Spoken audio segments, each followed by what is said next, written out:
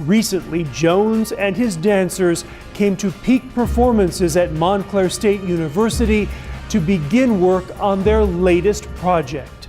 Right, so in other words, they just would be standing there, and at the end of the river, we would then work with them. You have done this now for more than 40 years, and I'm thinking about the people who are in any other walk of life out there, any other line of work, 20 years, 30 years, and they are asking themselves, what more do I have to give?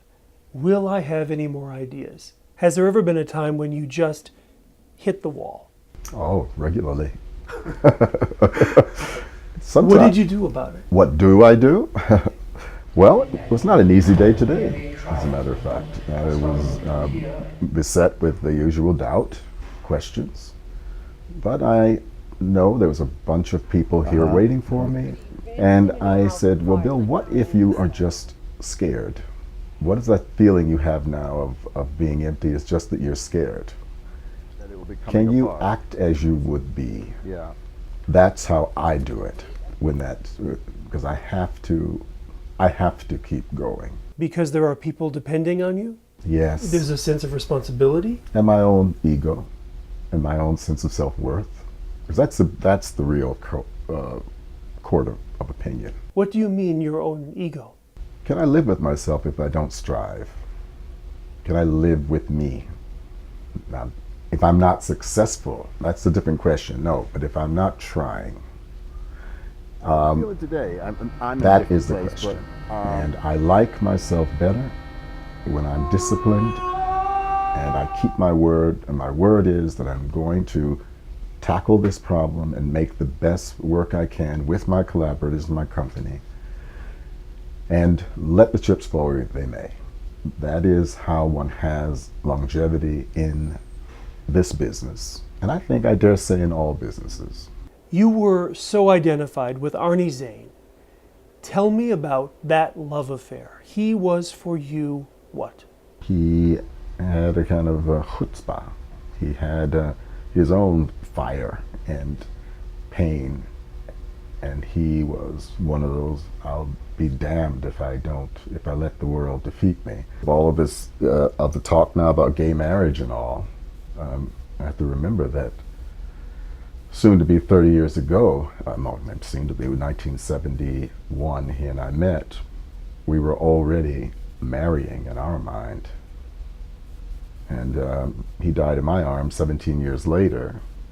And now, so I had learned a lot about facing down the world with the person you love. Now there's a name for it, and now it's suddenly become, oh, it's so common now. It's no big deal for anyone now. You're damn right. We've shed blood for that.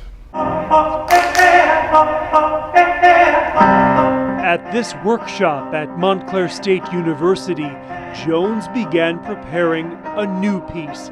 It follows the tradition set forth by the company that he and Zane founded more than 30 years ago. It explores deeply personal and very public matters. It's about World War II and the Holocaust. There was something about this oral history that I had done with Dora Amelon, my companion, Bjorn Amelon's mother, 94-year-old French woman, French Jewish woman. But here you're suddenly sitting with somebody who can say what it was like to be in Antwerp in 1940, and they were there. The Germans were coming, and he had a dying wife. What was his first duty? So that got my heart moving again. Is having a legacy important to you? Yes, it is. It is. I'm not quite sure I understand what it is, but I think it is important. What did my life amount to?